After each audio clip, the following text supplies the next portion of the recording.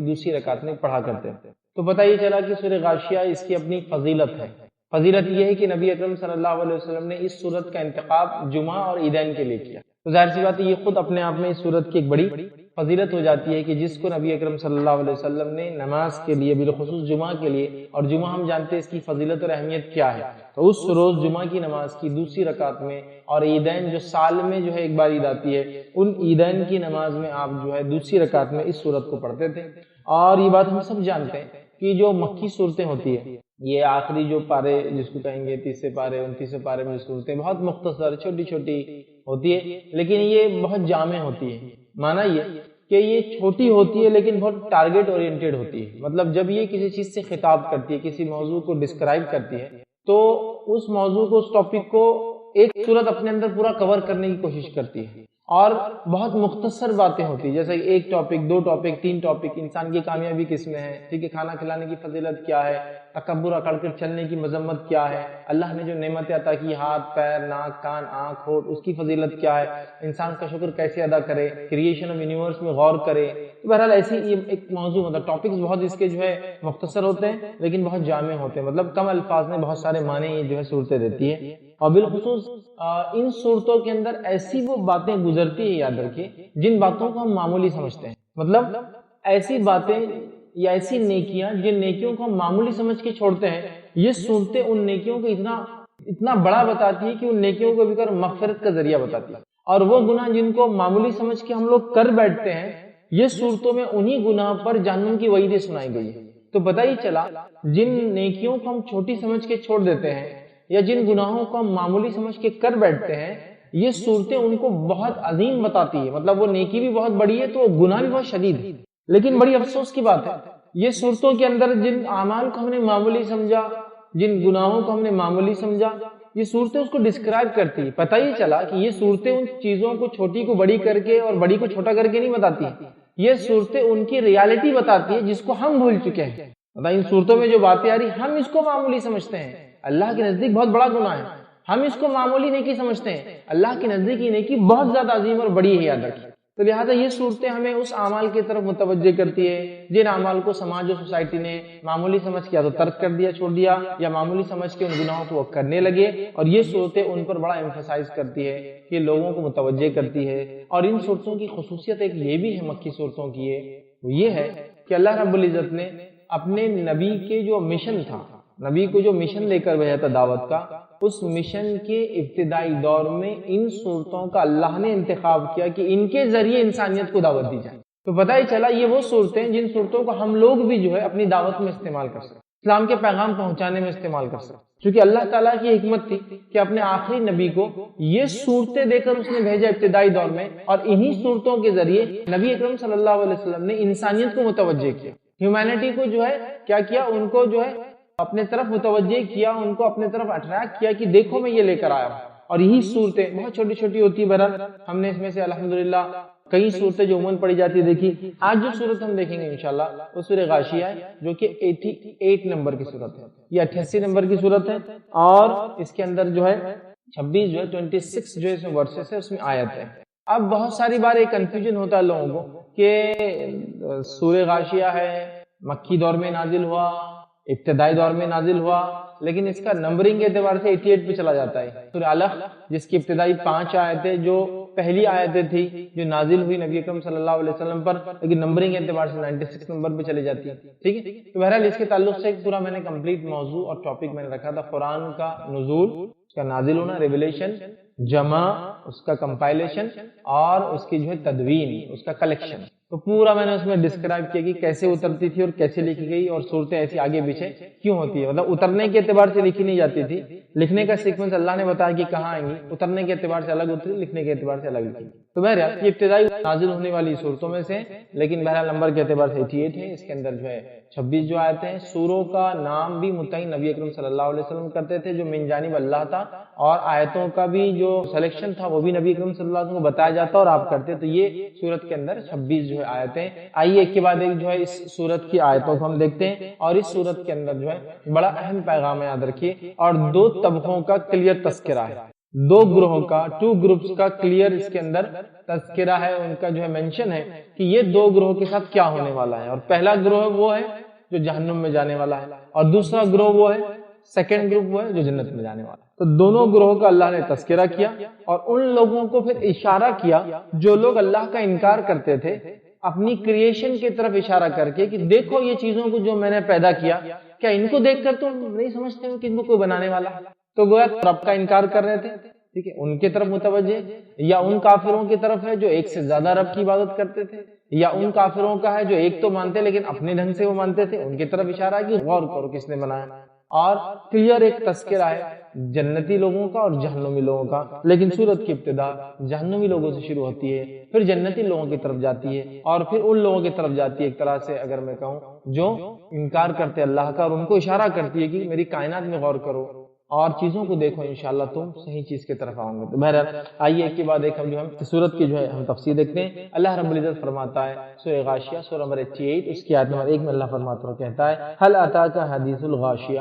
اللہ فرماتا اور کہتا ہے کیا تجھے چھپا لینے والی کی خبر پہنچی، مطلب تجھے اس چیز کی نبی محمد صلی اللہ علیہ وسلم خبر پہنچی جو چھپا لینے والی ہے، جو ڈھانک لینے والی ہے. اور یہاں چھپا لینے والی اور ڈھانک لینے والی سے مراد قیامت ہے، جو جب آئیں گی پوری کائنات کو یا تو چھپا لیں گی، کہ تو چھپنے والی چیز کو کوئی چیز ڈھانکتی ہے. یہاں چھپانے کا تذکرہ، لیکن چھپانے سے مراد کوئی چیز چھپیں گی مطلب کوئی چیز اس کو اوور کم کریں گی، ڈھانک لیں گی، دبا دیں گی. تو کیا تجھے اس چیز کی خبر پہنچی ہے نبی صلی اللہ علیہ وسلم جو چھپا لینے والی ہے؟ چھپا لینے والی مطلب چیزوں کو ڈھانک دینے والی ہے، جس سے خود بخود چیزیں چھپ جانے والی ہے. تو یہاں اس سے مراد مفسرین لکھتے ہیں یہ قیامت کا تذکرہ ہے. یہ قیامت جب آئیں گی وہ چیزوں کو ڈھانک لیں گی، وہ چیزوں کو چھپا دیں گی، اور پوری کائنات اس کے جو جس کو کہیں گے فطرت ہے، جس پر وہ بنی، جو فزیکل لاز ہے جس کے اوپر اللہ نے اس کو قائم کیا، وہ فزیکل لاز کو ڈیفائی کرنا شروع کر دیں گی، انکار کرنا شروع کر دیں گی، اس کی خلاف ورزی کر کے پوری کائنات چلنے لگیں گی. اور یہ قیامت کی یاد رکھیے نشانیوں میں سے کہ غیر فطری چیز، غیر معمولی چیزیں ہوں گی، جیسا کہ جانور بولنے لگیں گے، جو کہ پاسبل چیز نہیں ہے لیکن وہ بولیں گے. جانور بات کرتے ہیں، سائنٹیفکلی بھی ثابت ہے، قرآن بھی کہتا ہے، لیکن اس ٹائم وہ انسانوں سے بات کریں گے. یہ ایک اس کا غیر فطری عمل ہوگا جو کہ عام طور سے نہیں ہوتا ہے. ٹھیک. اور قیامت کی جتنی بڑی علامتیں سب غیر فطری ہے، سب ایسی ہے جو نیچر کو مطلب جو عام فطرت ہے، عام نیچر پہ اللہ نے بنایا اس سے ہٹ کر ہوں گی. اور چھوٹی علامتیں سب کی سب نیچر کے مطابق ہے، صرف اس کی انٹینسٹی ہائی ہو جائیں گی. جیسا قیامت سے پہلے جھوٹ بولا جانے لگے گا زیادہ، ابھی بھی جھوٹ لوگ بولتے ہیں، نبی اکرم صلی اللہ علیہ وسلم زمانے میں بھی جھوٹ بولتے ہیں لیکن بہت زیادہ. یہ چھوٹی ہے لیکن بڑی نشانیاں سب غیر فطری ہے. جانور کو بات کرنا غیر فطری ہے. ٹھیک ہے. اسی طرح ایک دن کا سال کے برابر ہونا غیر فطری ہے. دجال آئے گا تو ایک دن پہلا 1 سال کے برابر ہوگا تو بالکل غیر فطری ہے. دوسرا دن مہینے کے برابر ہوگا، تیسرا دن ہفتے کے برابر ہوگا، اور چوتھا دن اس کے بعد جو ہے ریگولر ڈیز کے جیسے ہو جائیں گے. ٹھیک. تو بہرحال تو یہ غیر فطری چیزیں ہیں، مطلب بہت ہی عجیب چیزیں. تو قیامت ایک ایسی چیز ہے جو ڈھانک لینے والی ہے، جو کچھ اس کے اندر سب انوالو ہو جائیں گے، سب چھپ جائیں گا اس کے اندر. تو کہا کیا تمہیں اس چیز کی خبر پہنچی جو ڈھانک لینے والی؟ اچھا، مشرکین مکہ قیامت کا انکار کرتے تھے. قیامت کے انکار سے مراد وہ دوبارہ اٹھنے کا انکار کرتے تھے. وہ کہتے تھے جب مر گئے تو مر گئے، مٹی ہو گئے تو ہو گئے. اب آپ دیکھیے کسی انسان کی اگر کھدائی میں کوئی پرانے زمانے میں انتقال کر گیا اور ڈھانچہ نکلے تو کچھ نہیں ملتا ہے سوائے پوری ہڈیاں بھی نہیں ملتے، کچھ ہڈی باقی ہوتی ہے اور کچھ وہ بھی گل جاتی ہے، ختم ہو جاتی ہے. کیڑے مکوڑے کھاتے ہیں، نیچر لے لیتا ہے، پتھر مٹی میں مل جاتے ہیں، کچھ نہ کچھ ہو جاتا ہے. اب ان چیزوں کو دیکھ کر مشرکین مکہ کو یقین نہیں تھا کہ دوبارہ اٹھیں گے. وہ اللہ کو مانتے تھے لیکن روز جزا کی مرنے کے بعد کوئی حساب کتاب ہے، کوئی اکاؤنٹس ہے، اس کو نہیں مانتے. ٹھیک. تو بار بار اللہ رب العزت دیکھیے جب بھی قرآن میں تذکرہ ہوتا ہے، خاص طور سے ان آخری صورتوں کے اندر قیامت کا تذکرہ ضرور ہوتا ہے. اچھا، ایک اور چیز ہے، اللہ رب العزت نے قرآن میں اپنے ایمان کے بعد قیامت پر ایمان کا تذکرہ بار بار کیا.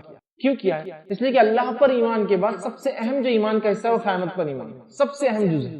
اس لیے کہ آمنت باللہ و یوم الآخری کا تذکرہ بار بار آئے گا. اس کے مقابلے میں اللہ پر ایمان، اس کے فرشتوں پر، اس کی کتابوں پر ایمان کے تذکرے بہت کم ہیں. کیونکہ مشرکین مکہ فرشتوں پر ایمان لاتے تھے، ایمان میں گڑبڑ تھی الگ بات ہے. وہ بولتے تھے فرشتے اللہ کی بیٹیاں ہیں، جبکہ اللہ نے قرآن میں تنزیہ طور سے ان سے کہا کہ خود کے لیے تو بیٹے پسند کرتے ہیں اور اللہ کے لیے بیٹیاں پسند کرتے ہیں. اگر فرشتوں کو بنایا تو بنایا اللہ کی اولاد نعوذ باللہ، اور بنایا تو بیٹی بنایا، تو خود کے لیے تو بیٹے پسند کرتے ہیں اور اللہ کے لیے چوائس کی تو بیٹی کی. ٹھیک. بہرحال تو فرشتوں پر ایمان لاتے تھے، گڑبڑ تھی لیکن لاتے تھے. ٹھیک. ان کو کتابوں پر ان کو تذکرہ تھا، اہل کتاب کو یہود و نصارہ کو دیکھتے تھے. ٹھیک. ان کو وہ بھی چیز معلوم تھی، لیکن آخرت تک دوبارہ اٹھنے وہ نہیں تھے. اچھا، اللہ تعالیٰ نے دوبارہ اٹھنے پر اتنا ایمفسائز کیا قرآن میں، اتنا ایمفسائز کیا کہ اللہ نے پہلی بار پیدائش کو کمپلیٹلی ڈیفائن کیا قرآن میں. انسان کی پیدائش کیسے ہوتی ہے اس کو اللہ نے اتنا ڈیفائن کیا کہ وہ باپ کے ریڑھ کی ہڈی سے نکل کر ماں کے جو ہے یوٹرس میں بچے دانی میں ہے نا، وہاں وہ رحم میں کیسا پہنچتا ہے، اس کے بعد وہ کتنے اندھیروں میں پلتا ہے، پھر اس کے بعد وہ کتنے سٹیجز میں بڑا ہوتا ہے، پھر سٹیجز میں بڑا ہو کر کتنے مشقت کے ساتھ وہ پیدا ہوتا ہے جو اس کی ماں اٹھاتی ہے، سارا تذکرہ. اب ایک بیسک کوشچن، قرآن انسان کی پیدائش کو اتنا ڈیٹیل میں کیوں ڈسکرائب کر رہا ہے، اتنا فائنسٹ آف ڈیٹیل جس کو ایک دم باریک، کیوں معلوم آپ کو؟ وہ اس لیے ڈسکرائب کر رہا ہے کہ اگر پہلی بار اپنی پیدائش پہ غور کرو تو دوسرے بار پھر سے اٹھائے جانے پر ایمان ضرور لاؤں گا. کیسا دیکھیے، پہلی بار انسان جب پیدا ہوتا ہے تو پانی کے خطرے سے پیدا ہوتا ہے، منی جو ہوتا ہے پانی کا خطرہ ہے، تو پہلی بار پانی خطرے سے پیدا ہوا، تو دوسری بار تو اس کی ہڈیاں باقی ہے. تو جب پہلی بار وہ رب قادر ہے کہ واٹر سے تم کو کریٹ کر سکتا ہے تو سیکنڈ ٹائم بون سے کیوں نہیں کر سکتا؟ جبکہ آج کے دور میں ابن آدم انسان اس چیز کا دعویٰ کر رہا ہے کہ اگر ہم کو ایک جانور کی مکمل ہڈی مل جائے تو خالی اس ہڈی سے اس کا ڈی این اے نکال کر بچی کچی کڑیاں ادھر ادھر سے جوڑ کر ہم اس مخلوق کو، اس جانور کو، اس چیز کو، اس چرند کو، اس پرند کو، اس برڈ کو یا اس جو اینیمل کو پھر سے پیدا کر سکتے. یہ دعویٰ ہے، ابھی تو ایسا نہیں ہو پایا بٹ ان کا دعویٰ ہے جب بھی ہوگا. تو جب انسان یہ دعویٰ کر سکتا ہے تو رب کے لیے کیا ناممکن ہے؟ تو پہلی بار اگر کوئی اپنی پیدائش پہ غور کرے تو سیکنڈ ٹائم اٹھا جانے پر وہ انکار کر ہی نہیں سکتا ہے. اگر ایک بیسک سوال کر لیا جائے، کمپیوٹر جب پہلی بار بنا تو کتنی تکلیف ہوئی نہیں؟ جب بنا تو کتنی تکلیفوں سے بنا. کیونکہ اگر آپ جانتے ہوں گے جب پہلی بار کمپیوٹر بنا اور اس میں میموری ڈیولپ کی گئی تو پہلی بار جو میموری ڈیولپ کی گئی وہ 5 MB کی ایک میموری کے ایک ہارڈ ڈسک بنی تھی پہلی، جو کہ ملٹری کا ٹاپ سیکرٹ تھا اس زمانے کا، اور اس کو ادھر سے ادھر ٹرانسپورٹ کر رہے، پتہ نہیں کتنے ٹن اس کا وزن تھا، جس میں اسٹوریج تھا 5 MB. ٹھیک، کمپیوٹر ایسا تھا کہ انسان اندر جا کے ریپیئر کر رہے ہیں اور اس کے اندر چیزیں فٹ کر رہے، اتنا بڑا ہوتا تھا. ٹھیک، تو یہ حال تھا. لیکن ایک بار اس کو بنانے کے بعد اب سمجھ لیجئے ایک طوفان زلزلہ کچھ اور پورا کمپیوٹر ختم ہو گیا. تو انسان واپس بنا سکتا ہے نہیں بنا سکتا؟ بہت آسانی سے، چونکہ فرسٹ ٹائم وہ بنا چکا ہے. تو جب انسان ایک بار چیز بنا کے دوسری بار آسانی سے بنانے پر قادر ہے تو اللہ تعالیٰ پہلی بار پانی سے بنا کر دوسری بار کیوں قادر نہیں کہ تمہاری ہڈیوں سے وہ اٹھائے؟ چونکہ مشرکین کے کئی سوال تھے، ہم کیا ہڈیاں بن جائیں گے تو اٹھائے جائیں گے؟ وہ سمجھ نہیں پا رہے. تو اللہ نے کہا پہلی بار پیدائش دیکھ لو، تم کو عقل آ جائیں گے، دوسری بار ہم اٹھا سکتے ہیں. بہت آسان. اللہ کے لیے تو ویسے کچھ نہ بھی ہو تو اللہ اٹھا لیں گا، بٹ پھر بھی ایک ہیومن لاجک کو اللہ اپیل کر رہا ہے. وہ کیا بول رہا تھا؟ ہڈی سے کیسے اٹھیں گے؟ اللہ بولا پانی سے کیسے بنایا؟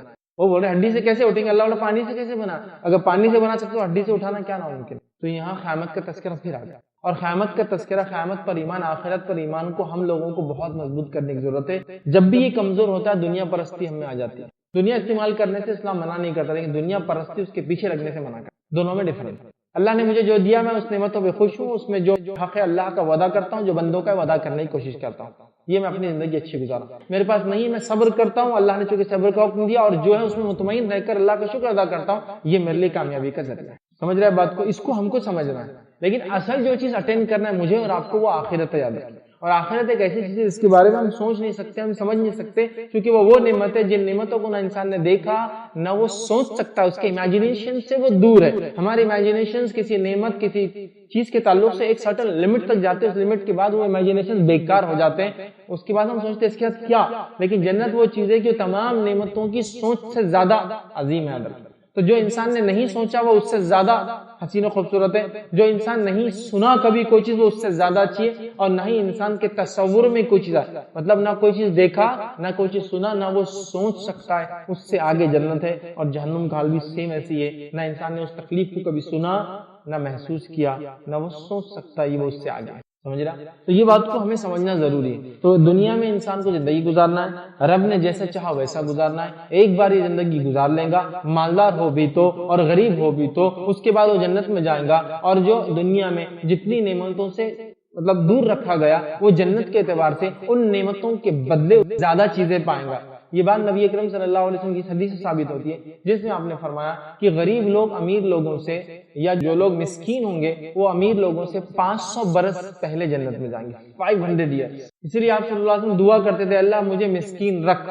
اور دنیا میں آپ نے بائی چوائس غریبی کو پسند کیا، مسکین رکھ، مجھے روز قیامت مسکینوں کے ساتھ اٹھا اور ان کے ساتھ حساب کر چکے مسکین فرسٹ جانے والے جنت کے اندر 500 years before. مطلب چونکہ دنیا میں وہ بہت ساری نعمتوں سے محروم رہے، مال نہیں ہونے کی وجہ سے، نہ اچھی گاڑیاں چلا سکے، نہ سادی گاڑیاں چلا سکے، ہمیشہ بیچارے کرایے میں گھومتے رہے، اچھے گھر بنا نہیں سکے، نعمتیں نہیں اٹھا، تو ان کو 500 years before داخلہ دے کر ان کو وہ انجوائمنٹ پورا مل جائے گا، پھر باقی لوگ سب برابر پھر اس کے جائیں گے. تو اللہ تعالیٰ انصاف کرے گا. تو بولنے کا مقصد یہ تھا کہ دنیا میں زندگی جیسی بھی گزر جائیں گی انشاءاللہ، لیکن اس زندگی کو اٹینڈ کرنا ہے، اس زندگی میں کامیابی کے لیے پلاننگ کرنا ہے. تو لہٰذا ان صورتوں کی ابتدا بھی اسی سے شروع ہوئی، آخرت سے. پہلے آخرت کا تذکرہ. کیا تمہیں اس چیز کی خبر پہنچی جو چھپا لینے والی ہے؟ غاشیہ یہ قیامت کے ناموں میں سے ایک نام ہے.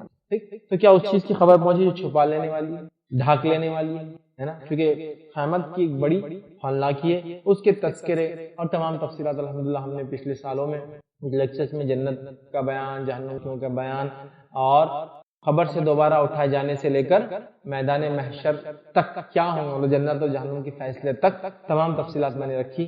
اس میں ہم نے سب دیکھا. بہرحال یہاں ایک چھوٹا سا اشارہ آیا، وجوہ یومئذ خاشعہ. اللہ نے فرمایا اور اس دن بہت سارے چہرے ذلیل ہوں گے. اس دن بہت سارے چہرے جو ہے ذلیل ہوں گے، رسوا ہوں گے. پہلا تذکرہ ان چہروں سے شروع ہوا جو روشن، نورانی، تابناک، چمکدار، گلیٹرنگ جس کو نہیں، وہ نہیں ہوں گے. یہ وہ چہرے ہیں جو چہروں کے تعلق سے ذلیل ہوں گے، خوار ہوں گے. دنیا میں زندگی بیکار گنوا کے آئے ہوں گے، آخرت ان کے ہاتھ سے جا چکی ہوں گی. آخرت کے اعتبار سے ان کا رزلٹ فیلیئرز میں کاؤنٹ ہوگا. آخرت کے اعتبار سے ان کا رزلٹ ان کے الٹے ہاتھ میں دیا جائے گا. آخرت کے اعتبار سے ان کا رزلٹ ان کے الٹے ہاتھ میں پیچھے سے دیا جائے گا، کیونکہ جس کے بھی الٹے ہاتھ میں دیا جائے گا رزلٹ، فرشتے بولیں گے لاؤ ہاتھ، اور ہاتھ جو مانگا جائے گا اس سے پتہ چلے گا رزلٹ کیا ملنے والا ہے. سیدھا ہاتھ لاؤ بولے تو لوگ خوشی خوشی دیں گے، کیونکہ اس سے رزلٹ جس کو ملے گا وہ کامیاب. لیفٹ ہینڈ جس کو بولیں گے وہ چھپائیں گے، کیونکہ چھپائیں گا اسے لیفٹ ہینڈ والوں کو پیچھے سے دیا جائے گا، کیوں تو وہ نہیں لینا ہوتا ہے نا. کبھی آدمی ہوتا یہ میرے لائف میں تو آدمی ہاتھ نہیں بڑھاتا، ان کو پیچھے سے دیں گے پکڑ کے. تو یہ وہ لوگ ہیں جن کا تذکرے سے یہ صورت شروع ہوئی. وہ ہے ناکام لوگ، وہ ہے کافر، وہ ہے منافق، وہ ہے جو مشرک مرے، وہ ہے جنہوں نے توبہ نہیں کی، ایمان نہیں لائے، اور جو اپنے رب مغفرت کی دعا نہیں کی. ظاہر سے ایمان لائیں گے تو مغفرت دعا قبول ہوں گی، اور یہ مر گئے. ان کی زندگی ناکام رہی، ان کی دنیا ناکام رہی، چاہے ہمارے اعتبار سے کتنی چمکدار دنیا نہیں ہو، چاہے وہ قارون کورا کیوں نہ رہا ہو، جو چلتا تھا جس کے لشکر کو دیکھ کے لوگ فخر کرتے تھے. اور کیوں نہ کرے، قارون کا خزانہ ہی اتنا زیادہ تھا جس کو اس زمانے کے اعتبار سے 20 سے زیادہ لوگوں کی جماعت لے کر چلتی، صرف کیز، چابیاں. اور میں سمجھتا ہوں ایک عام آدمی کے پاس 2-4 چابیاں ہوتی ہیں، ایک گھر کے لاک کی ہوتی ہے، گاڑی کی ہوتی ہے، اور ایک آدھ ایکسٹرا ہوتی ہے نا. تو اس کے خزانے کی چابیاں 20 لوگ لے کے جاتے ہیں، تو کتنا بڑا آدمی. اس کو عام زبان میں کہیں گے میرے پاسورڈز اور میری چابیاں سنبھالنے کے لیے میرے ساتھ 2 لوگ چلتے ہیں، تو بڑا آدمی بھائی اس کی چابیاں لے کے چلتے. 20 لوگوں کی جماعت لگتی اس کو اٹھا کے ایک ڈسٹنس سے دوسرا. جب چابیوں کا یہ حال ہے تو خزانوں کا کتنے بڑے دروازے ہوں گے، کیسے لاکس ہوں گے، اور کتنا اس میں مال و دولت ہوگا. بٹ فائدہ کیا ہوا؟ تو مالداروں کی مثال ہے. اگر اسٹیٹس کے اعتبار سے دیکھنا ہے، تکبر متکبرین کی مثال، تو فرعون کو لے لیجیے، وہ بہت تکبر، گھمنڈ، غرور، بڑا پن ہے نا، انکار کیا. تو بہرحال قرآن نے سب کی مثال دی، ایک کے بعد ایک شریف سے شریف لوگوں کی مثالیں ہیں، تو متکبرین اور کافروں کی مثالوں پہ مثالیں ہیں، اور مسلمانوں. تو بہرحال پہلا تذکرہ شروع ہوا ان لوگوں کا جن کے چہرے ذلیل ہوں گے، خوار ہوں گے. تو یاد رکھیے، اسی لیے آپ سلف کے اقوال سنیں گے کہ دنیا کے اندر ہم اگر اللہ رب العزت کے لیے ذلیل ہو جائے تو زیادہ اچھا ہے، بنسبت ہم دنیا کو چاہنے لگے اللہ رب العزت کے خلاف جا کر، کیونکہ یہاں کی ذلالت زیادہ اچھی رہیں گی، خوبصورت رہیں گی وہاں کی ذلیل ہونے سے.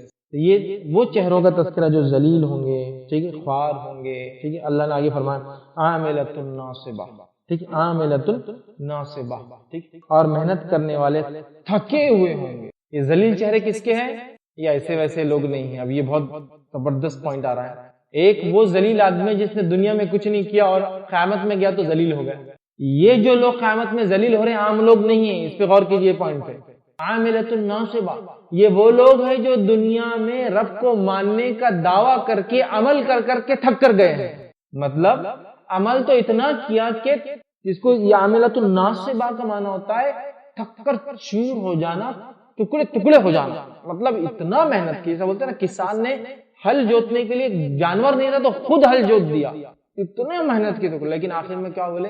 کھیتی نہیں آئی یا ریٹ نہیں آیا، فصل کو ڈوب گئے. تو یہ محنت کر کر کے تھکے ہوئے چہرے ہیں لیکن ذلیل ہیں. تو یہاں ایک پوائنٹ جو امپورٹنٹ ہے سب سے وہ سن لیجیے، محنت رائٹ ڈائریکشن. یہ لوگوں نے محنت کی، انکاری نہیں، تو اللہ نے ان کے ذلیل ہونے کا تذکرہ کرنے کے بعد کا عام لوگ نہیں ہے، محنت کر کر کے تھکے ہوئے ہیں لیکن عاملۃ ناصبہ، محنت کر کر کے تھکے ہوئے ہوں گے. مطلب یہ عام لوگ نہیں ہیں، یہ ایسے مشرکین کافرین نہیں ہیں، یا ایسے جو ہے بد مذہب لوگ نہیں ہیں جن لوگوں نے موج مستی کی، دنیا کی زندگی میں عیش کی اور پھر گئے. نہیں، یہ لوگوں نے محنت کی، رب کو راضی کرنے کی کوشش کی، بٹ جو ہے پل کی جگہ پش کرتا ہے پوری زندگی. رازوں پہ لکھا ہوتا نا پل اور پش، اب آپ کیا کر رہے، رانگ ڈائریکشن میں دھکا دے رہے. لکھا ہوا ہے پل کھینچو تو اندر جا سکتے، پوری زندگی دھکا دے رہے، دھکا دے رہے، دھکا دے رہے، دھکا دے رہے، آخر تک نہیں کھلا. اور یہ دھکا دینے کو کیا سمجھ رہے، رب کو راضی کرنے کا یہ راستہ. غلط ڈائریکشن. یہ بڑا اہم پوائنٹ ہے. مطلب یہ عام لوگ نہیں ہیں، یہ یا تو ہم سے پہلے گزرے ہوئے اہل کتاب ہو سکتے ہیں جن لوگوں نے محنت کی، رب کو راضی کرنے کے لیے محنت کی. ایسی محنت کی سب امتحان ہے. علامہ ابن کثیر جو ہے سورہ قدر کے نازل ہونے کے پیچھے کی جو وجہ لکھتے ہیں، اس وجہ میں سے وجہ لکھتے ہیں کہ ایک مرتبہ ان کو واقعہ سنایا گیا یا ان کو بتایا گیا، اہل کتاب میں ایک شخص تھا جس نے 80 سال تک اللہ کی عبادت کی، پھر 80 سال تک اللہ سے توبہ کی، پھر 80 سال تک غلام. تو صحابہ کو رشک آیا کہ 80 ایئرس کے سب ایک ایک کام کر رہا ہے، توبہ کر رہا تو توبہ کر رہا ہے، عبادت کر رہا تو عبادت کر رہا، اور ہماری تو عمریں 80 ایئرس تک نہیں پہنچتی، پھر ہم کیسے اس کے اعمال کو پہنچیں گے. یہ جو پرانے زمانے کے جو اہل کتاب میں سے جو نیک شخص تھا، اللہ کا بندہ جو 80 ایئرس تک ایک ایک عبادت کر رہا، توبہ کر رہا تو 80 ایئرس تک توبہ، عبادت کر رہا تو نماز وغیرہ 80 ایئرس تک صرف نماز، تو ہم تو پہنچ ہی نہیں پائیں گے. تو پھر اللہ تعالیٰ نے اس امت کو شب قدر عطا کی تاکہ ایوری نائٹ تم اس کو پکڑ لو، پالو، 1000 منتھ سے زیادہ، 80 ایئر سے زیادہ کا اجر ہو جاتا ہے. تو اگر زندگی میں 10-12 راتیں مل گئی تو وہ جو آدمی تھا جس نے 80 سال عبادت کیا، 80 سال توبہ کیا، 80 سال فلاں کیا، تم کو ہر سال 80 سال ملیں گے. شب قدر کو تم توبہ کر لو، شب قدر کو تم عبادت کر لو، شب قدر کو رب کو راضی کر لو. سمجھ رہا؟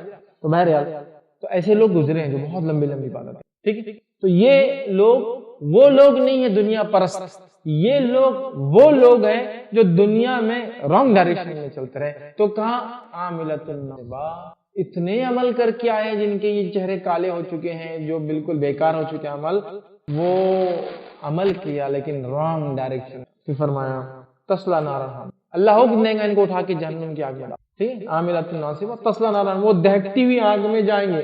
اللہ تعالیٰ حکم دے گا لے جاؤ پھینک دو ان کو جہنم کی آگ میں، پھینک دو. خطرناک فیض ہے. ایک تو دنیا پرست کم از کم دنیا تو پا لیتا، جو بھی فائدہ ہوتا دیتے کہ تھوڑا سا، لیکن وہ کرتا.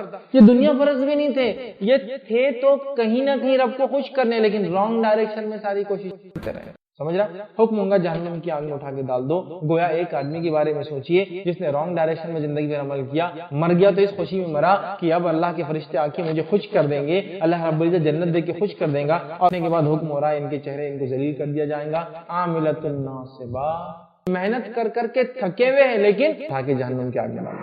خطرناک سچویشن اور فیز ہے، یاد ہے، اس کو سمجھنے کی ضرورت ہے. تو یہ میں اپیل کروں گا. اب اس میں اگر اس زمانے کے اہل کتاب یا دیگر لوگ ہو سکتے ہیں، تو اس زمانے کے دعویٰ کرنے والے مسلمان بھی ہو سکتے ہیں جنہوں نے ایمان کا دعویٰ کیا لیکن عمل پورے ایمان کے مخالف، وہ بھی رانگ ڈائریکشن. بدعتی لوگ ہو سکتے ہیں، ایمان کا دعویٰ کرنے کے بعد شرک کرنے والے لوگ ہو سکتے ہیں. اس بات کو سمجھنے کی ضرورت ہے. ہماری تمام کوششیں رائٹ ڈائریکشن. پھر فرمایا اللہ نے تصلی نارا حامیہ، ان کو اٹھا کے دہکتی ہوئی آگ میں ڈال دو. تسقی من عین آنیہ، پھر فرمایا اور نہایت گرم چشمے کا پانی ان کو پلایا جائے گا. اب جہنم کے تذکرے شروع. جہنمیوں کا کھانا، جہنمیوں کا پینا، یہ بہت ایک تفصیلی عنوانات ہیں. یہ باتیں ہمارے سمجھ کے باہر ہے، پھر بھی اللہ نے بتانے کی کوشش کی. فرمایا نہایت گرم چشمے کا پانی پلایا جائے گا، اور اس چشمے کے پانی کے تعلق سے اور جہنم کے دیگر چشموں کے پانی کے تعلق سے آتا ہے. آپ کہیں گے عام طور میں مولٹن لاوا جو ہوتا ہے نا، اس قسم کا تپش والی چیز ہوگی، یا جو تانبا پگھلاوا ہوتا ہے نا، اس قسم کی تپش کا پانی ہوگا. عموماً 1000 to 2000 ڈگری سینٹی گریڈ کا ابلتا ہوا پانی جس میں تانبا وغیرہ پگھل جاتا ہے. ٹھیک، برونز جس کو آپ کہتے ہیں، پگھل جاتا ہے. تو یہ اس تپش کا، اس کوالٹی کا، اس ٹائپ کا، یا پتہ نہیں اس ٹیسٹ کا، یا اس گرمی کا کیا ہونا واللہ عالم، یا اس رنگ کا، جو چونکہ جہنم میں ہے، جہنم میں ہر چیز آلریڈی گرم ہے، تو یہ اس میں نکلنے والا پانی جو پلایا جائے گا، جس کے تعلق سے جو روایتوں میں آتا، اللہ ہماری حفاظت کرے، وہ یہ ہے کہ جب یہ پانی پیا جائے گا تو اس کی آتے کٹ کے پیٹ سے باہر نکل جائے گا، اتنا گرم.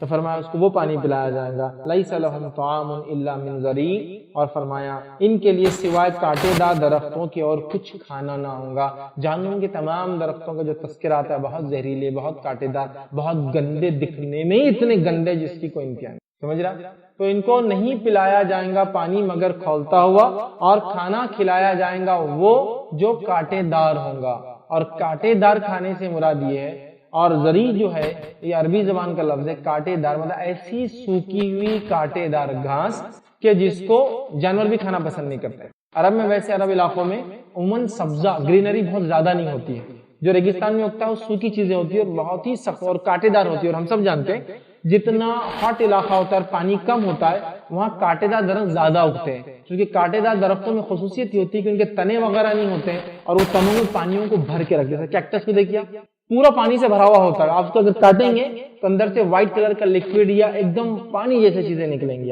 کیوں؟ تو وہ واٹر اتنا جتنا ملتا ہے انوائرمنٹ سے، موئسچر سے، سب جمع کر کے رکھتے ہیں کیونکہ ان کو پانی کم ملتا ہے، تو کانٹے دار ہی ہوتے ہیں۔ تو یہ عرب میں ایک گھاس ہوتی تھی جو کانٹے دار ہوتی تھی، اس کو جانور نہیں کھاتے تھے، اس کو کہتے زری۔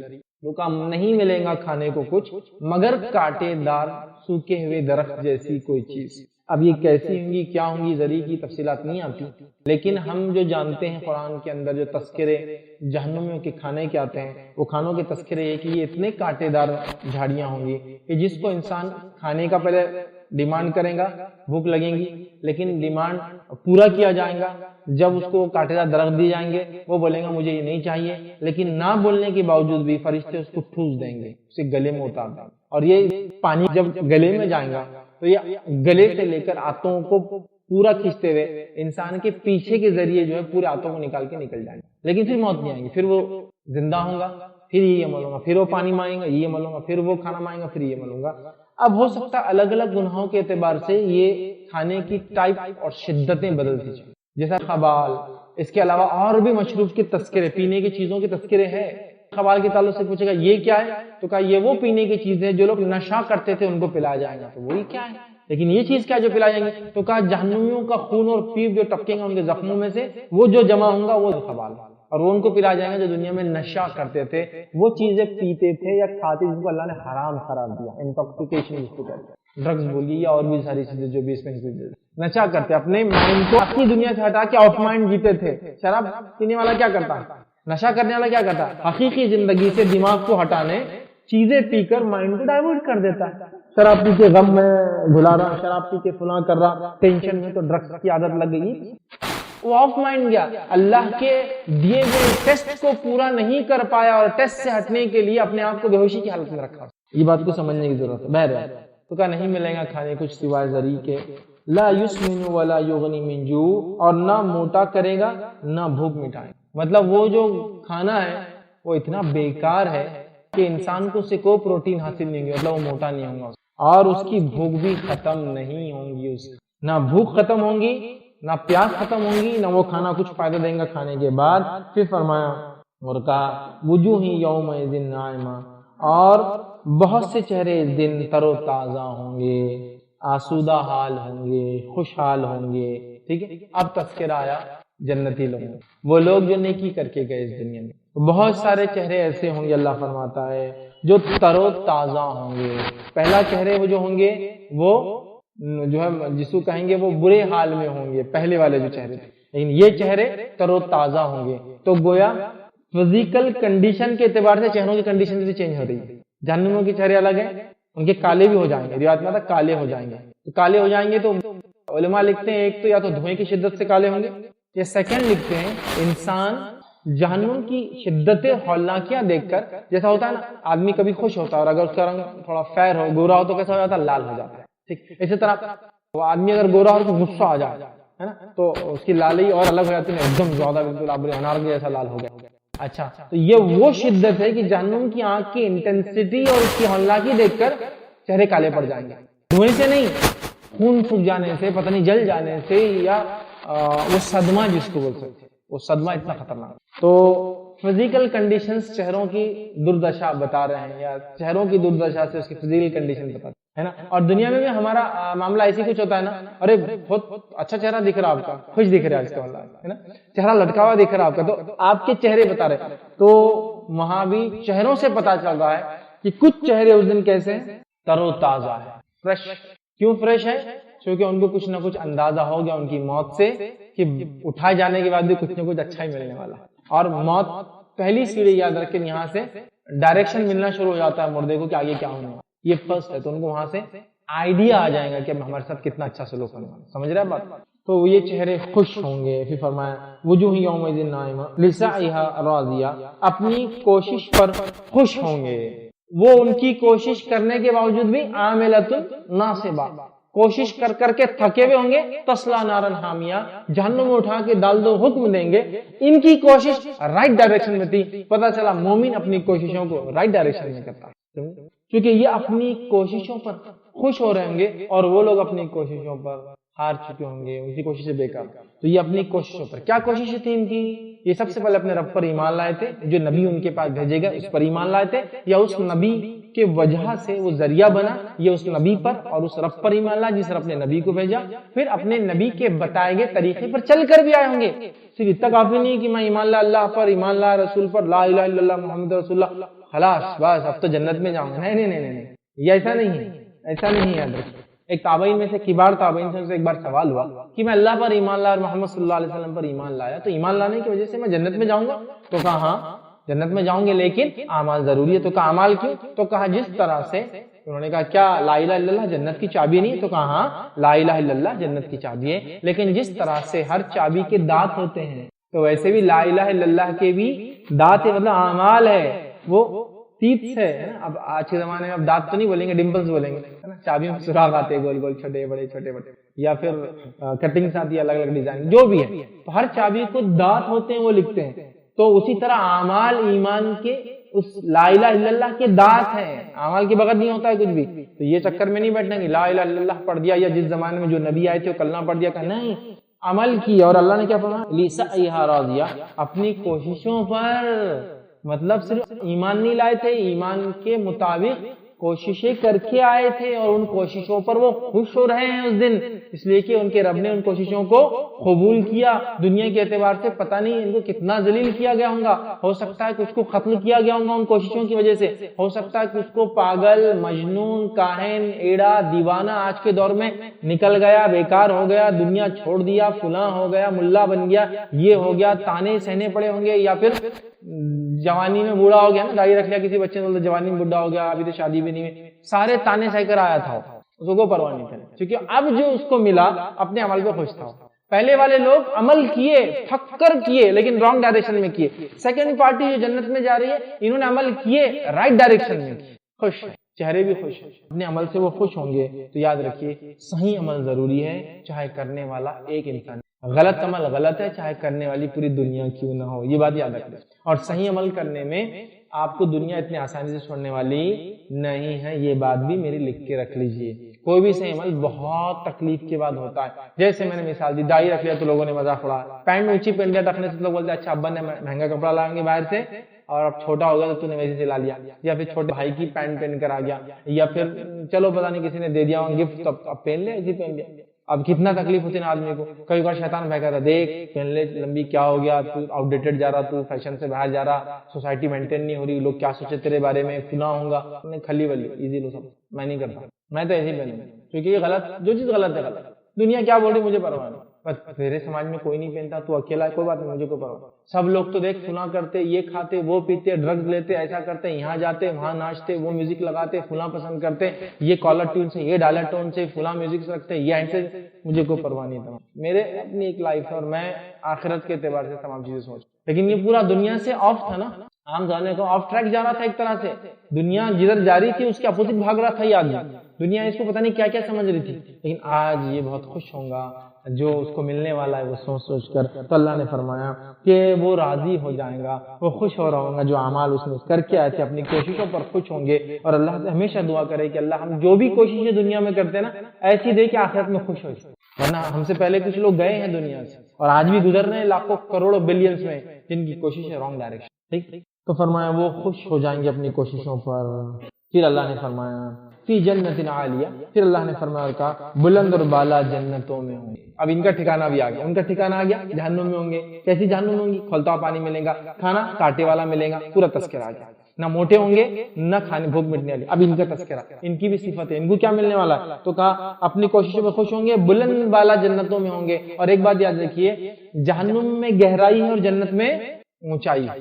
جنت اونچی ہے، جہنم گہری ہے. اس کے تعلق سے ایک روایت آتی ہے، نبی اکرم صلی اللہ علیہ وسلم صحابہ کے ساتھ بیٹھے تھے اور ایک دم ایک زوردار آواز آئی، مطلب کوئی چیز گرتی ہے نا، صحابہ صاحب گھبرا گئے. آپ نے فرمایا کیا تم جانتے ہو آواز کس چیز کی تھی؟ تو کہا نہیں، ہم کو نہیں پتا. تو کہا 70 سال پہلے ایک پتھر، ایک سٹون جہنم کے اوپر سے چھوڑا گیا تھا.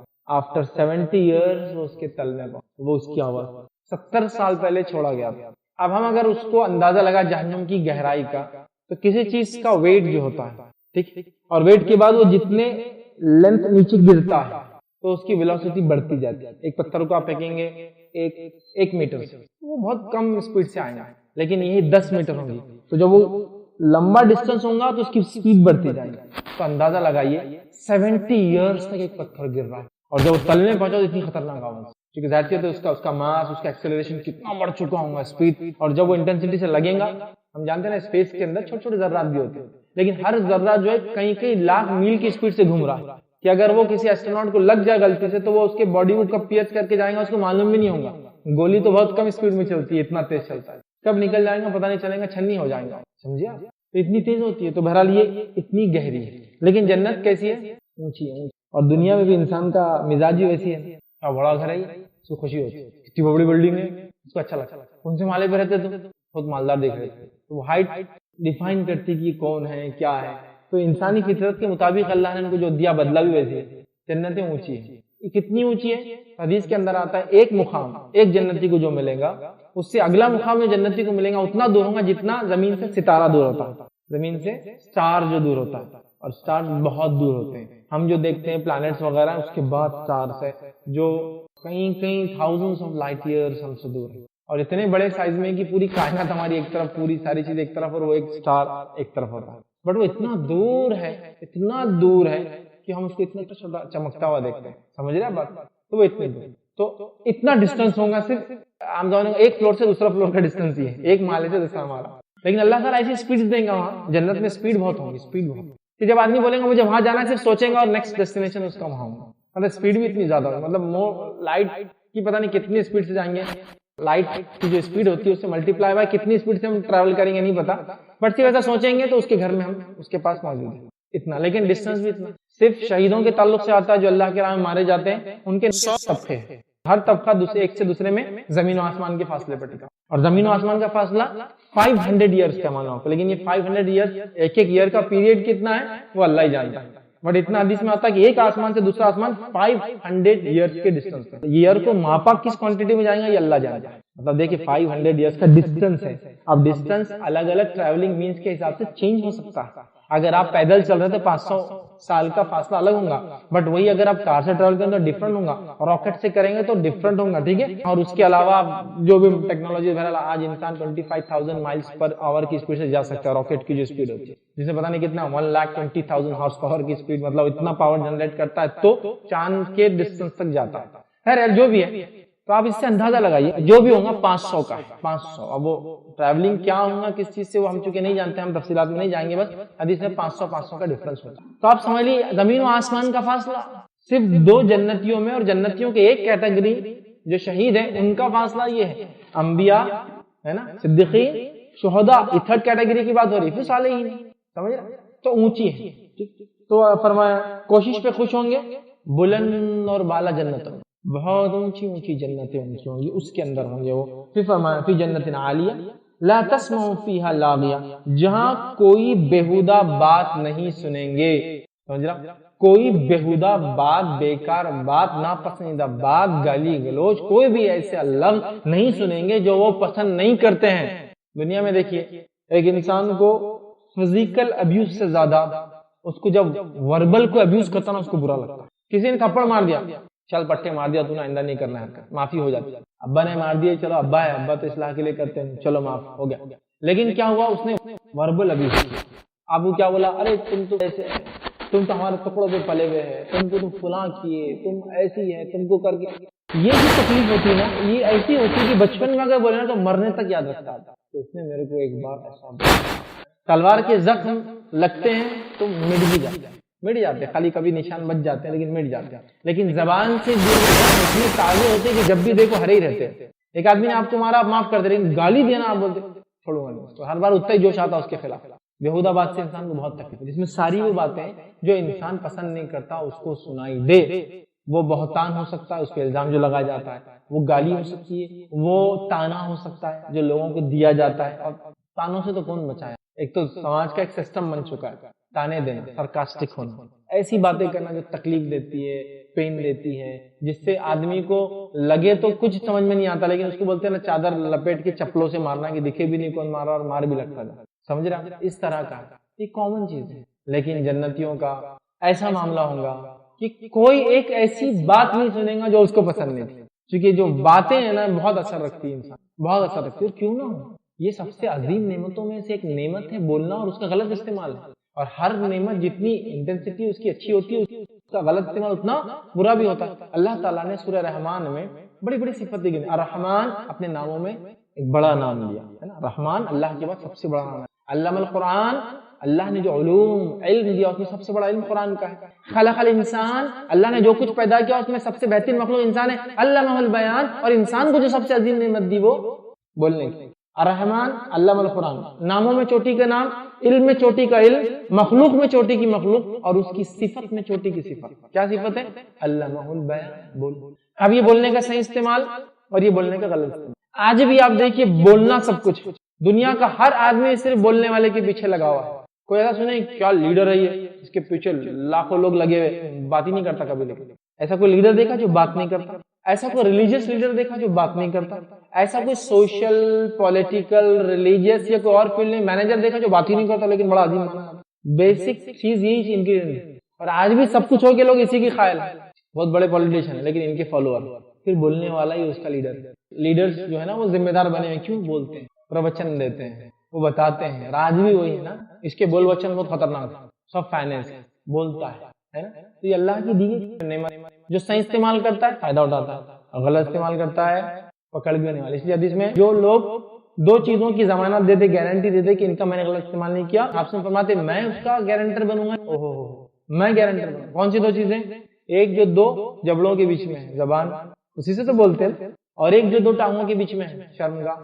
یہ دو کی گارنٹی تم لے لو، میں تمہارے جنتی ہونے کی گارنٹی. تو معمولی نہیں بولنا. تو کبھی بھی یاد رکھیے اچھا بولیے، کیونکہ جنت میں بھی برا بولنے یا ایسی بات لوگ سنیں گے نہیں جو ان کو پسند ہے. اچھا بولیے، اچھا زبان کا استعمال، بچوں کو اچھی زبان کا استعمال سکھائیے، بڑی اچھی زبان کا استعمال کریں. ہماری زبان سے کبھی غلط بات نہ نکلی، کیونکہ خطرناک، بہت خطرناک، اس کی پکڑ ہے، یاد رکھیں بہت خطرناک. آئیے دو روایتوں کے الفاظ میں سناتا ہوں، دونوں الگ الگ لیکن میں ایک ساتھ مفہوم آپ کو سنا رہا ہوں تاکہ بات سنیں. ایک بخاری کی اور ایک مسند احمد. نبی اکرم صلی اللہ علیہ وسلم فرمایا ایک انسان کبھی ایک جملہ بغیر سوچے سمجھے، بغیر دھیان دے کے بول دیتا ہے. ایک سینٹنس اٹر کر دیتا ہے، بول دیتا ہے بغیر سوچ سمجھا. اس نے کبھی مطلب وہ جملہ اتنا کامن تھا اس کے لیے کہ اس نے سوچا بھی نہیں کہ اس کو بولنے سے پہلے سوچے نہ سوچے، اس نے بغیر سوچے سمجھے بول دیتا ہے. لیکن اللہ کو پسند آ جاتا ہے. پتہ نہیں اللہ کے حق میں بول دیا ہو، اللہ کی شریعت کا مذاق اڑا جا رہا تو ڈیفینس میں بول دیا ہو، بغیر سوچ سمجھے بول دیا، بس اس کو لگا غلط ہو جواب دے دیا. کسی مومن، کسی نبی، کسی ولی، کسی مومن، کسی نیک انسان کی عزت اتاری جا رہی ہے، اس کے دفاع میں بول دیا ہو، اے مت چھڑو رے اس کو مت کرو، بول دیا ایک جملہ، کچھ بھی بول دیا. اللہ کے حق میں، رسول کے حق میں، اللہ رسول کا مذاق اڑا جا رہا تو ان کے رد میں کہ خاموش رہو، مذاق نہیں اڑا، بول دیا بغیر سوچ سمجھے. اللہ کو بہت بھاگ گیا، لیکن بہت اچھا جملہ، اللہ اس کو جنت دے دیتا ہے ایک جملہ. دوسری روایت کا لمبے الفاظ ہے لیکن اس کا ایک مفہوم آخری کا جملہ یہ ہے، ایک آدمی ایک جملہ بغیر سوچے سمجھے بول دیتا ہے. مطلب یہ بھی جملہ اس کی عادت تھی، بولتے رہتا تھا، لیکن وہ ایک جملہ انسان کو جہنم میں لے کے چلے جائے. اب وہ جملہ کیا ہو سکتا ہے؟ کسی کو گالی دے دیا، بد کلامی کر دیا، الزام لگا دیا، بہتان کر دیا، چغلی کر دیا، غیبت کر دیا، اینی تھنگ.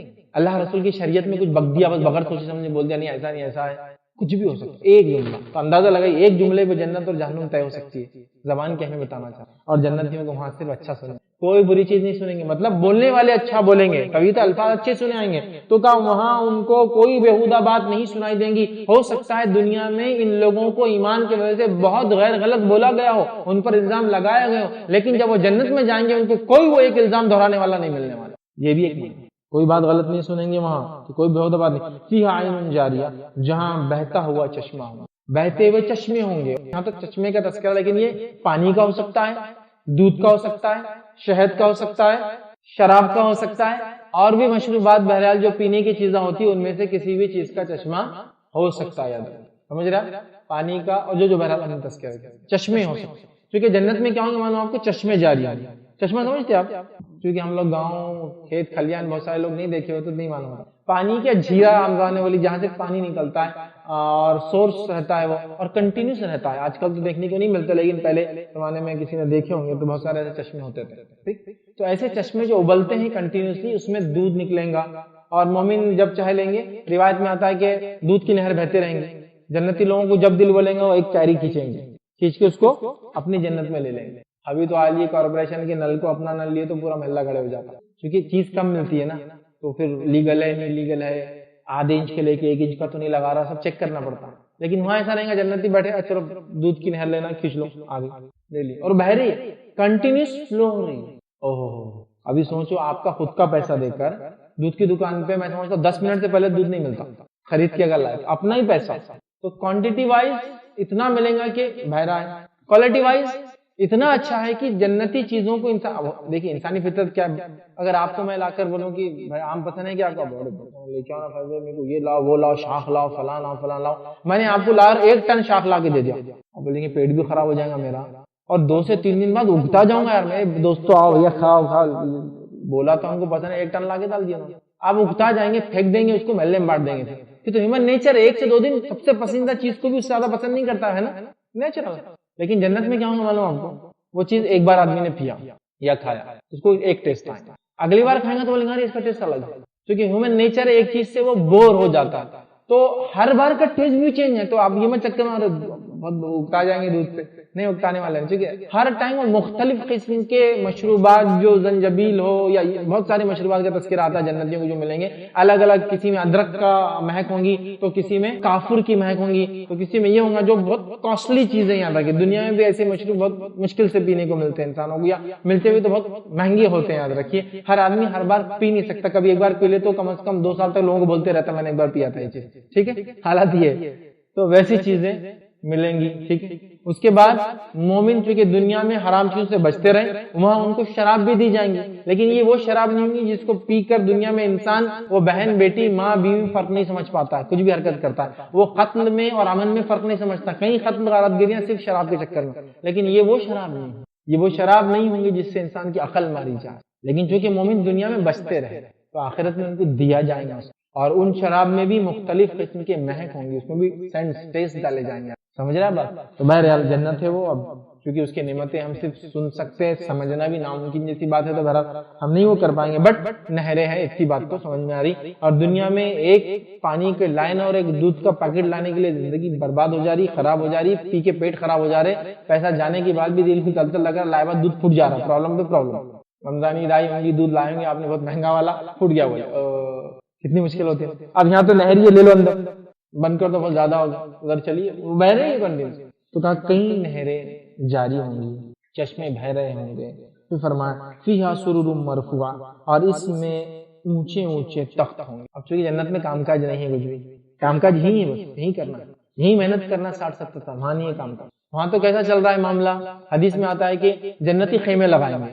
اچھا جنتیوں گھر کیا ہوں گے تو چھوڑ دیجئے, گھر کے باہر ایک ایک ان کا لان کے اندر ایک ہوتا ہے نا روم, کبھی کو آگے تو باہر کے باہر بٹھا کے چلے جاتے ہیں. ایسے لان دیکھنے کو نہیں ملتے ایسے گھر آج کے زمانے میں. پرانے زمانے حویلیاں ہوتے تھے, حویلیوں کے باہر ایک روم ہوتا تھا, کبھی واچ مین رہتا, اس کے بعد وہ گیسٹ روم ہوتا, پھر خالی جگہ ہوتی. انگلینڈ وغیرہ میں آج بھی ایسے گھر ہے جس میں کاریں چلتی. اس زمانے میں لارڈز تھے, وہ مطلب دنیا بھر کے بڑے بڑے کاروباری تھے, اور ان کی حکومت کتنی بڑی تھی. تو ایسے گھر بھی ہے جہاں گاڑیاں اندر چلتی, پورے گھروں کے اندر ادھر سے ادھر جاتے ہیں, ایسے گھر ہے آج بھی وہاں. تو بہرحال یہاں نہیں سمجھیں گے, بٹ جنتیوں کا تذکرہ آتا ہے. جنتیوں گھر کے باہر بھی لانس وانس ہوں گے, لان میں بھی تھوڑے گھر ہوں گے, تو ایک گھر ان کا سامنے ہوگا, تو وہ گھر کے تذکرہ آتا ہے. اللہ رب العزت وہ ایک موتی میں تراشا ہوا گھر ہوگا, سنگل پرل ہوگا, پرل, ٹھیک ہے, وہ ایک موتی جو ہے اس کے اندر تراشا ہوا گھر, کتنا بڑا ہوگا نہیں پتا, اس کے اندر پورا فرشتوں نے تراش کے گھر بنایا ہوگا. سمجھ رہے آپ؟ تو یہ تو باہر کا حال ہے, اور اس سے گھر کے باہر کا یہ حال ہے, اندر کا کیا حال ہوگا ہم صرف سوچ سکتے ہیں. تو یہ حال ہوگا. تو جنتی کیا کریں گے, کھانے پینے کا نظم کریں گے, بھوک نہیں لگیں گے لیکن کریں گے, پیاس نہیں لگیں گے لیکن پیئیں گے. یہ بات یاد رکھیے, بھوک نہیں لگیں گے لیکن کھائیں گے, پیاس نہیں لگیں گے لیکن پیئیں گے, اور اتنا کھائیں گے پیئیں گے کہ 100 آدمی کا ایک آدمی کھائیں گا. اتنا جنت میں ہے تو پھر کھانے کی طاقت بھی تو اللہ نے سب کچھ دے دیا, بادام کاجو دے دیا, ہضم ہی نہیں ہوتے تو کیا کریں گے, کھاتے ہی بولے پیٹ خراب ہو گیا. تو اللہ میدا بھی تو دے اتنا طاقتور کی پھر کھائے. تو جنتیوں کو اللہ اسپیشل فیسلٹی دیں گے, 100 آدمیوں کو کھائے گا. بھوک نہیں لگیں گے لیکن کھائیں گے, 100 لوگ کھائیں گے. پیاس نہیں لگیں گے لیکن پیئیں گے, 100 لوگوں کو پیئیں گے. اب جب اتنی نعمتیں ہیں تو یوز کا بھی تو ہونا، تو ضرورت نہیں ہے اور صرف ایک ڈکار آئیں گے ختم، پھر بھوک لگ جائیں گے، چلو مطلب سمجھا، پھر کھا سکتا ہو، پسینہ نکلے گا اور کھانا ہضم ہو جائے گا۔ حدیث میں آتا دو چیزوں کی وجہ سے وہ کھانے ان کے ہضم ہو جائیں گے، ایک ڈکار اور دوسرا پسینہ۔ لیکن یہ پسینہ کیونکہ جنت میں گندگی نہیں کوئی، یہ پسینہ سینٹ دے گا، خوشبو، لیکن وہ کھانا ہضم کر دے گا۔ پھر تو کھانے بنیں گے، ایسے لگا دیں گے بڑے بڑے، بناؤ کھانے بن رہے ہیں، بھوک نہیں لگتی لیکن پھر بھی کھاتے ہیں، پیاس نہیں لگتی پھر بھی پیئیں گے، سمجھا، کیپیسٹی بھی دیں گے، خوب کھاؤ خوب پیو، کوئی مسئلہ۔ تو بہرحال جہاں چشمے جاری ہوں گے اور وہاں اونچے اونچے تخت ہوں گے۔ اب تخت پہ بات چل رہی، تخت مطلب کام نہیں ہے۔ اب جس کو کام نہیں ہوتا گاؤں میں کیا کرتا وہ آدمی، گاؤں میں آپ کو معلوم، ارے بہت بڑے سیٹ ہے، کیا کرتے ہو، ان کا تخت ڈالا ہوا رہتا، پڑے ہوئے لیٹے ہوئے، دو آدمی اٹھانے کو لگتے چونکہ اتنے صحت مند ہو گئے، سمجھ رہا، ان کے گھر میں کیا ہے بھائی، جہاں جاؤ تخت لگے ہوئے، بس لوگ بیٹھے ہوئے، مطلب وہ لوگ کام نہیں کرتے، کرائے پہ زمینیں ہیں، جائیدادیں ہیں، یہ ہے وہ ہے۔ بادشاہ کیا کرتا، تخت پہ سے اٹھتا، تخت پہ جا کے سو جاتا، پھر تخت پہ سے اٹھتا، پھر تخت میں سوار ہو کے ڈولی میں، پھر تخت پہ آگے بڑھ جاتا، کوئی کام نہیں، فزیکل ورک نہیں۔ تو یہ لوگ بھی تختوں پر ہوں گے، مطلب ان کو کام نہیں ہوگا، لہٰذا یہ صرف جہاں رہیں گے آرام کریں گے، اس لیے دنیا ہی مشقت ہے، آخرت میں تو جہاں بہتے ہوئے چشمے ہوں گے اور اونچے اونچے تخت ہوں گے۔ اب چشمے آ رہے ہیں، تخت لگے ہیں، مطلب دیکھیے آدمی جب خالی ہوتا تخت لگا ہوا ہے، پھر بازو ایک چھوٹا سا ٹیبل رہتا، ٹیبل پہ اب بری عادتیں پال لیتے لوگ، غلط بات ہے، حقہ لگا ہوا ہے، سگریٹ کے وہ تمباکو بھر کے کوئی رکھ رہا ہے، ان کا بھائی بادشاہ سلامت، یہ فلاں صاحب پینے کے عادی ہے، شراب الگ الگ مکس کر کے ان کے لیے رکھی جا رہی ہے۔ تو جنتیوں کا حال یہ ہے کہ نہریں بہ رہی ہے اور تخت لگے ہوئے اس کے پاس، فری ہے، کچھ نہیں کرنا، اور انسان کی فطرت چینج نہیں ہونے والی، حالات بدل جائیں گے، اس کی جو فطرت اللہ نے پیدا کی وہ سیم رہیں گی۔ تو جو اونچے اونچے تخت لگے ہوئے ہوں گے، پھر اللہ رب العزت آگے فرمایا وہ اکواب موضوعات، اور آب خور رکھے ہوئے ہوں گے، مطلب وہاں پیالے رکھے ہوئے ہوں گے، وہ پیالوں سے پئیں گے، اور پیالوں کی بھی وہ تعداد اور وہ کوالٹی اور وہ قسم جس کے بارے میں سوچ نہیں سکتے۔ ایک تو نہریں لگی ہوئی ہے، وہاں تخت لگے ہوئے اور پیالے بھی رکھے ہوئے، تو کیا کر رہا ہے، بس نکال رہا ہے، پی رہا ہے، آرام سے جو ہے دیکھ رہا ہے سین سینری، جنت کے نظارے۔ ہاں کوئی بری چیز سنتا نہیں ہے، کوئی بری چیز دیکھتا نہیں ہے، لائٹ کی زیادہ اسپیڈ سے جو ٹریول کرتا ہے ادھر سے ادھر، فلاں سے فلاں چلے جاتا ہے، ان سے ملتا ہے ان سے ملتا ہے۔ جنت میں بازار لگے، بازاروں میں جاتا ہے، جنت میں بازار لگیں گے، حدیث میں آتا ہے جنت میں جمعے میں بازار لگیں گے، کیا ہوگا نہیں پتا، بٹ ہے بازار ہے، اور وہاں بکریاں ہوں گی مومنوں کے پاس۔ انسان جنت میں جائیں گا اور اللہ تعالیٰ کو بولیں گا کہ مجھے کھیتی کرنا، یوز لیس، مطلب کام کیوں کرنا ہے، نہیں کرنا، ٹھیک ہے کھیتی کریں، وہ کھیتی کریں گے، ضرورت نہیں ہے، لیکن اب خالی ہے تو کچھ ایسے بھی ہونے والے ہیں، اللہ تعالیٰ پوچھیں گے تمہیں ضرورت کیا ہے یہاں، بولنے میں کرنا ہے تو کرو، کھیتی کرنا۔ ہو سکتا ہے دنیا کے بہت سارے کام کرے، کوئی ریسنگ کر رہا، کوئی یہ کر رہا، جو کام دنیا میں نہیں کر پائے تھے، غربت کی وجہ سے، مصیبت کی وجہ سے، تنگ دستی کی وجہ سے، تنگ حالی کی وجہ سے، سارے کام کر رہے ہیں، کیونکہ ابھی تو چھوٹ والا معاملہ ہے نا، یہاں تو اب کوئی گرفت نہیں، کوئی پکڑ نہیں ہے، ساری چیزیں جو حلال تھی بتا دی گئی، جو برائیاں تھی سب بھلا دی گئی، گناہ ہم سے مٹا دیے گئے، سب سے پاک مطلب پرفیکٹ ہیومن بینگز ہیں ہم، روبوٹس بھی کیا ہوں گے، اتنے پرفیکٹ پروگرامڈ ہیں، سارے گناہ ہمارے دھل چکے ہیں، یاد رکھیے۔ اس کے بعد ہم پھر سے جیسے سبزیاں ہوگی ویسے اٹھ کے اپنے رب کے پاس جنت میں گئے، اب کیا ہے، کوئی برائی نہیں ہے، کوئی برا کرتا نہیں ہے، کوئی برا سوچتا نہیں ہے نا، سب کے پاس ہر چیز ہے، ایک سے ایک نعمتوں میں جو ہے، اب کیا بولیں گے وہ ساری چیزیں، تو وہ جو ہم پیالے رکھے ہوئے ہوں گے، وَنَمَارِقُ مَصْفُوفَةٌ، اور ایک قطار میں لگے ہوئے تکیے ہوں گے، تکیے ہوں گے، مطلب تخت ہے، تخت پہ کیا لگے ہوئے، تکیے لگے، اب تخت پہ خالی تو نہیں بڑھیں گے نا، کچھ ہونا نا آپ کو سپورٹ، تو تکیے بھی بھائی تمہارے پورا تمہارے ریلیکسیشن کا انتظام کیا گیا ہے، نہریں جاری ہے، جو پینا ہے پی لو، گلاس رکھے ہوئے، جو کرنا ہے کر لو، تخت لگے ہوئے ہیں، تخت پر تکیے لگے ہوئے ہیں، یاد رکھیے، وَزَرَابِيُّ مَبْثُوثَةٌ، اور جو ہے مخملی مسندیں پھیلی پڑی ہیں، مخملی مسندیں، قالین بولیے، بچھانے کے لیے جو جو چیزیں یوز ہوتی ہے، کارپیٹس، وہ بچھے ہوئے ہوں گے، یاد رکھیے، اور ہر طرف پھیلے ہوئے ہوں گے۔ اور میں سمجھتا ہوں یہاں تو پھیلے ہوئے ہونے کی بات ہو رہی ہے، جہاں چل رہا ہے بس وہاں پھیلا ہوا، ادھر لگا ادھر لگا ادھر، مطلب اتنے اس کے آرام کی جگہ ہے، مطلب جہاں قالین لگے ہے زندگی کے اندر۔ اچھا ایک ایرانی قالین لانے کو جان نکل جاتی انسان کی، خرید کے لا کے گھر میں ڈالنا، لایا بھی تو چھوٹا موٹا لا لیتا 3x6 کا، کہ بھائی گھر میں کم از کم ہے، ایرانی قالین ہے، ایرانی قالین بڑے مشہور قالین ہوتے ہیں، بہت مہنگے ہوتے ہیں، ٹھیک ہے، ایرانی نہیں تو ایران کے نام سے ترکی کا بچھا دو، ایران کا بول دو، کوئی مسئلہ نہیں اس کے اندر بھی، ٹھیک، کیونکہ وہ قالین نہیں ہوتے جو ایرانی ہوتے ہیں، سمجھ رہے ہیں بات، اور بہت قیمتی، ہر آدمی گھر میں ویسے تو یوں تو قالین ہوتی نہیں ہوتی، کیونکہ وہ مہنگی ہوتی ہے، اس کی صاف صفائی بھی کوئی عام طریقے سے نہیں ہوتی آلریڈی، لیکن یہاں جنتیوں کا حال یہ لیوش جس کو کہیں گے اتنا زیادہ ہے کہ تکیے قطاروں میں لگے ہوئے ہیں اور قالینیں جہاں چاہیں وہاں بچھی ٹھیک، یہ جس کو کہیں گے ایک richness کا ایک جس کو کہیں گے ایک سینس دیا جا رہا ہے، وہ جو وہاں جو انسان کو خوشی ہوں گی، جو نعمتوں کی فراوانی ہوں گی، جو ایکسیس آف جس کو چیزیں ہوں گی جو دنیا کے اندر درست نہیں، یہ ملتی بھی نہیں، ٹھیک ہے، خاموخواہ استعمال منع بھی ہے، یاد رکھیے کسی چیز کا ضرورت نہیں آپ کریں۔ بہرحال تو قطاروں میں تکیے لگے، مخملی مسند ہر طرف بچھی ہوئی، افلا ينظرون الى الابل كيف خلقت۔ اب یہ جنت اور جہنم کا تذکرہ ختم ہوا، اب یہاں ایک نئی چیز کی طرف بات آ گئی اور اللہ انسانوں کو ایک طرف متوجہ کرا رہا ہے اور فرمایا کیا یہ اونٹوں کو نہیں دیکھتے وہ کس طرح پیدا کیے گئے ہیں؟ شاید یہ بات یا تو کافروں کے لیے بیان کی جا رہی ہے کہ وہ دوبارہ اٹھائے جانے کو نہیں مانتے تو بھائی پہلی بار اونٹوں کو دیکھ لو تم، یا پھر یہ ان کے لیے کہی جا رہی ہے جو ایتھسٹ ہے، جو اللہ کو سرے سے مانتے ہی نہیں۔ اللہ فرما رہا ہے تم کیا اونٹ کو نہیں تھے؟ چونکہ مشرکین مکہ کے پاس اونٹ سب سے کامن چیز تھی جو اویلیبل تھی، جس کا سب سے زیادہ فائدہ اٹھاتے، سمجھا؟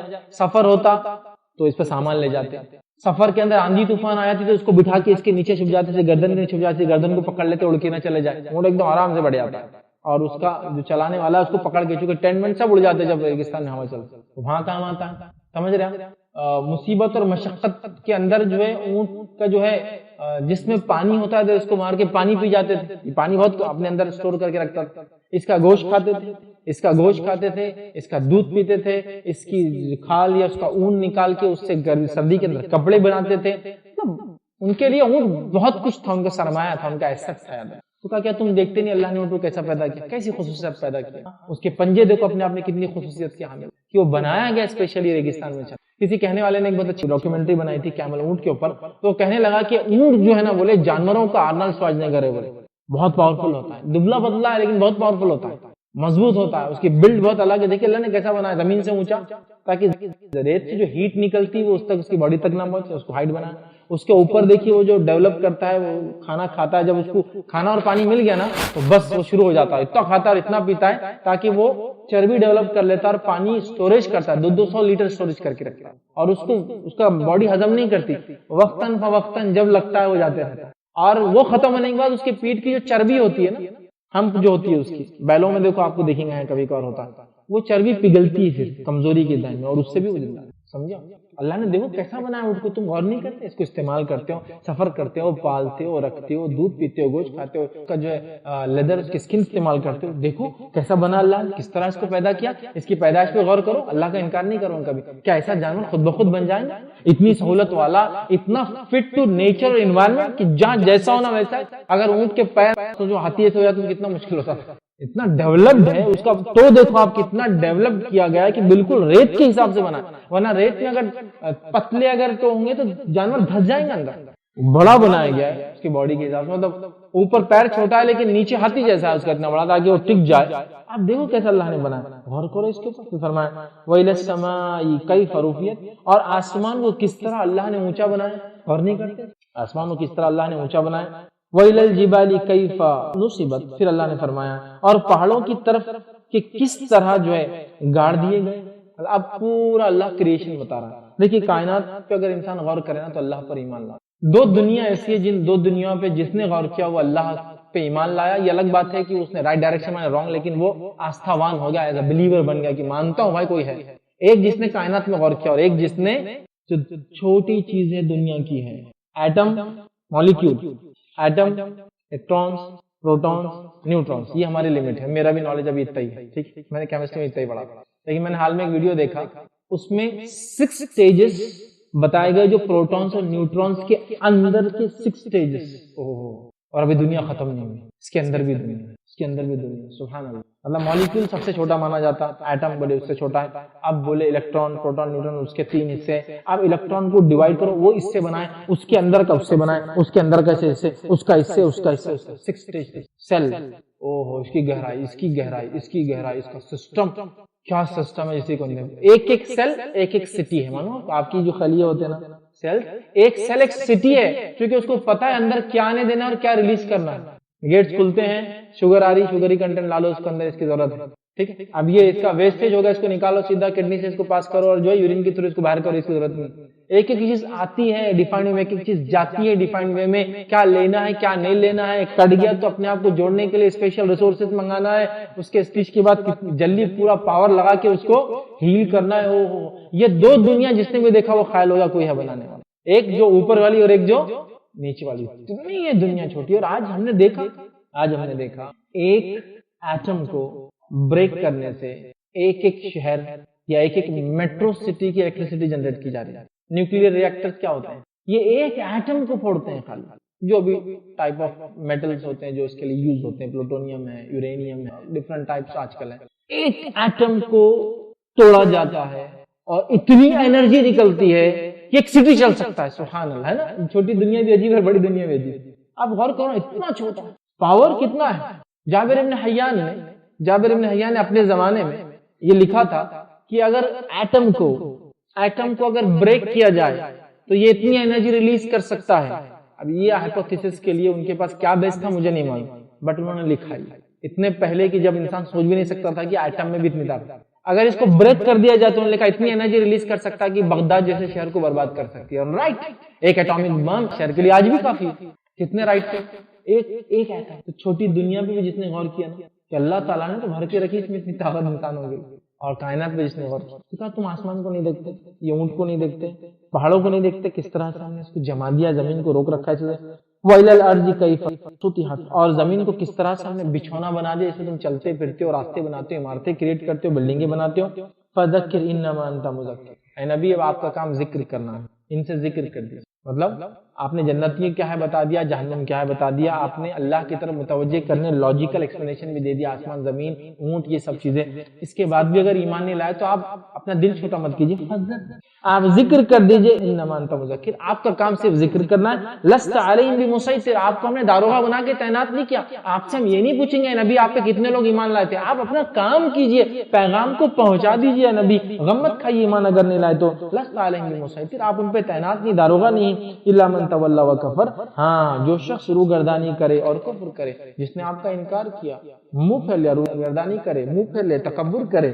فَيُعَذِّبُهُ اللَّهُ الْعَذَابَ الْأَكْبَرَ، تو یہ اللہ کا کام ہے کہ اس کو بڑا عذاب دے کہ آپ کے ساتھ اس نے یہ سلوک کیا، پیغام آنے کے بعد بھی انکار کیا.